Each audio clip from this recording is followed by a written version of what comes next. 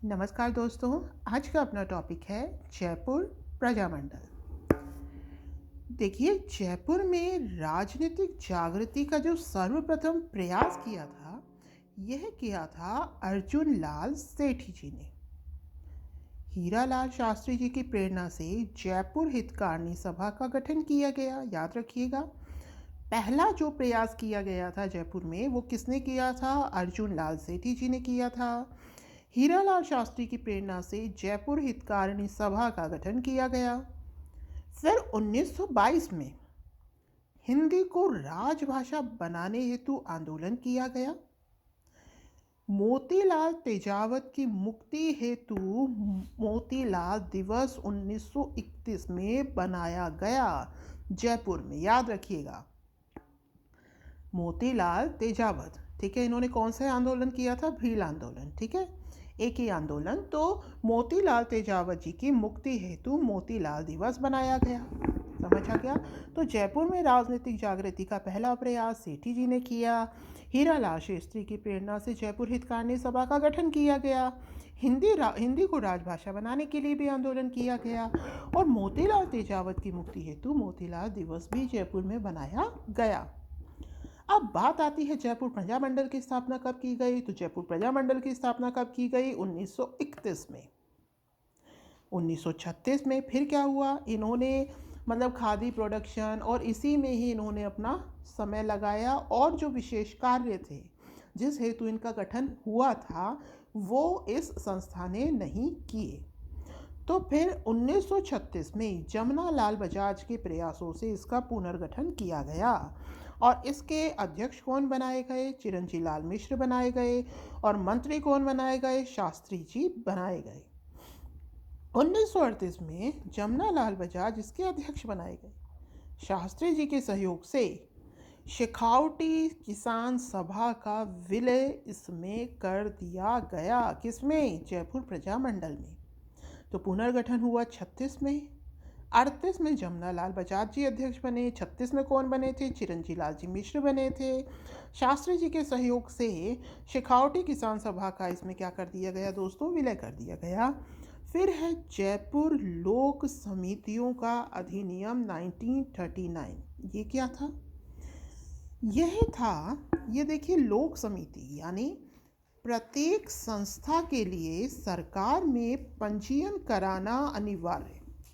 मतलब कोई भी जो संस्था है वो सरकार में पंजीयन करवाएगी।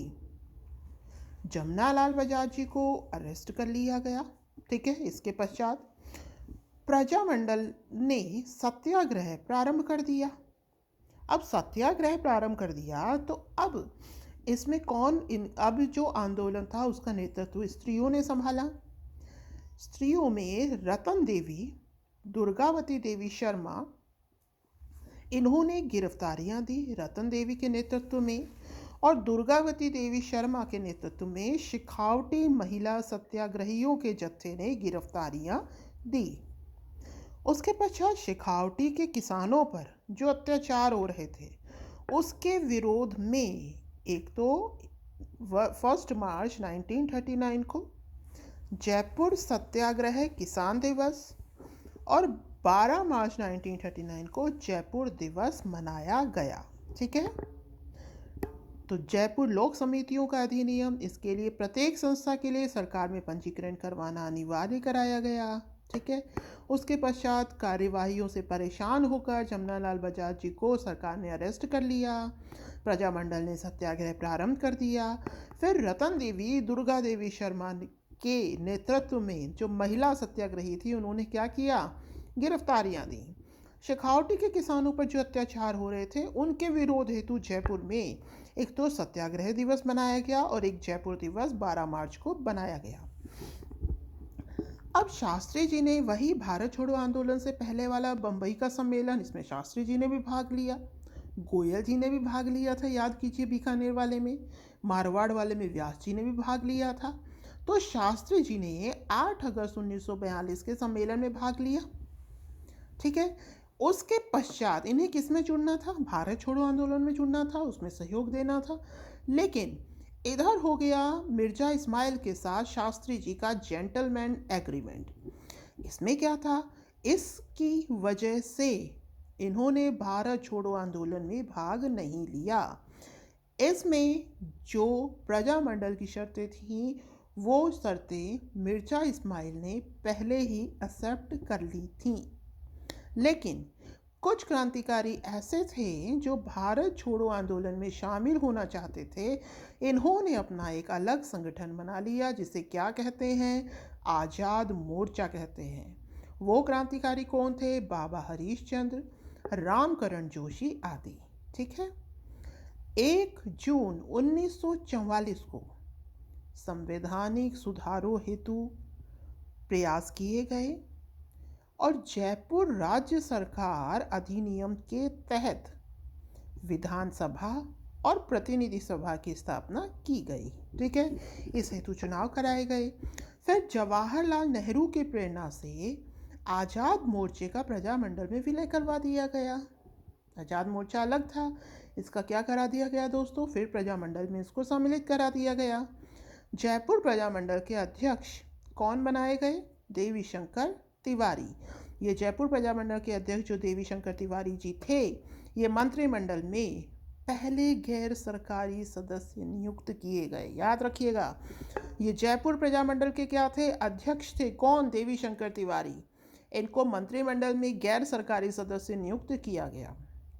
1 मार्च 1948 को जयपुर पीएम वीटी कृष्णमाचारी ने, जो कि दीवान थे, इन्होंने संवैधानिक सुधारों की घोषणा करी।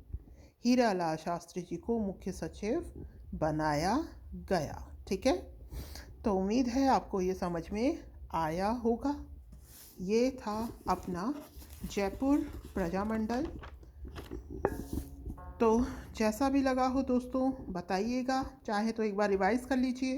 देखिए, राजनीतिक जागृति का प्रयास किसने किया? अर्जुनलाल सेठी जी ने किया। हीरालाल शास्त्री ने क्या किया? जयपुर हितकारिणी सभा की स्थापना करी। फिर हिंदी को राजभाषा बनाने हेतु एक आंदोलन 1922 में चलाया गया और मोतीलाल तेजावत की मुक्ति हेतु मोतीलाल दिवस का आयोजन भी यहाँ पर किया गया।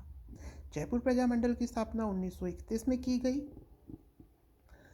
फिर इसने जैसा कार्य हेतु इसे बनाया गया था, इसने उस हिसाब से नहीं कार्य किया, तो दोबारा बजाज जी के प्रयासों से इसका पुनर्गठन किया गया।